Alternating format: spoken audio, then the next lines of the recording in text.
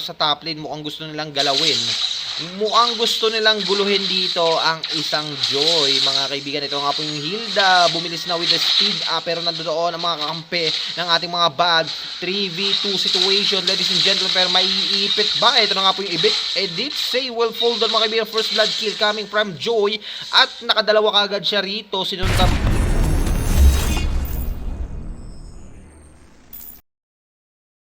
yung ating Joy, makakasalubong yung ating Bane. Hit guard inilapag, nakapag-retry na nga, pero eto na yung hudyat para sila ay pumasok. Napipigilan nga lang sila, that's why yung kanyang hit guard ay walang mangyayari, pero pinasok pa rin hanggang tower, pero nakapag-flicker out pa nga palayo ng tower, pero ito pinasok siya. Meron palitan, Avatar of Guardian, pero nakatras dito ang ating Joy. Ang ganda ng kanyang sidestep doon, mga boss madam. Kumbaga, and then here we go, yung ating turtle ay binabanatan na ng ating Bruno, pero hinahatak ito ng mga Pixel PH, mga boss madam.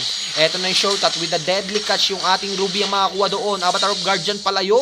Eto mga kaibigan, yung mga Pixel PH umaatras, at yung ating Joy doon. Eto na yung Hilda, bumalagbag na sa ating Bruno, hindi makakatakbo dahil ang sabi niya, hindi ako tatakbo dahil meron tayong chip doon, yung hit guard ikinasa na, pero medyo huli na nga yun, mga kaibigan, no? Eto, nakakapag-heal sa damo dahil addict tong Hilda na to, no? Pag may damo, tumahaba yung kanya buhay. Eto na yung Avatar of Guardian, may iipit ba dito yung ating Bruno? 3v2 situation, pero ito na mga backup ng mga Pixel. Ito na rin yung ating shortcut, nandoon na lahat ng mga miyembro with a deadly catch, mga kaibigan. Medyo naipit nga lang dito yung ating Dangma. At ito na yung Avatar of Guardian natin, mga kaibigan, pero ang retry mapupunta sa ating mga red team, ladies and gentlemen. Yung ating Angry Feeds natumba, pero palitan doon mga retry holder yung ating Dang Mamba, isusunod na, pero medyo naipit doon yung ating Z. Tumatakbo nito ang isang miyembro. Eto na yung hit guard, kumasa na with the electrifying bits galing kay Joy. Yung ating Avatar of Guardian, tumama ba? Pero ito na nga po, medyo namumula doon dito yung ating Sushin. Bagsak siya ron sa isang Daring God,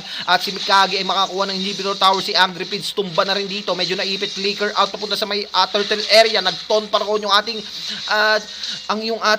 edit, mga kaibigan, para mailigtas yung isang Angela. And ayun na nga po yung ating tinatawag, yung shortcut natin, going back to the bottom lane natin, yung ating Avatar of Guardian ilapag, pero yung Lord buhay pa, nandoon na taunt yung tatlo sa mga Pixel, mga kaibigan.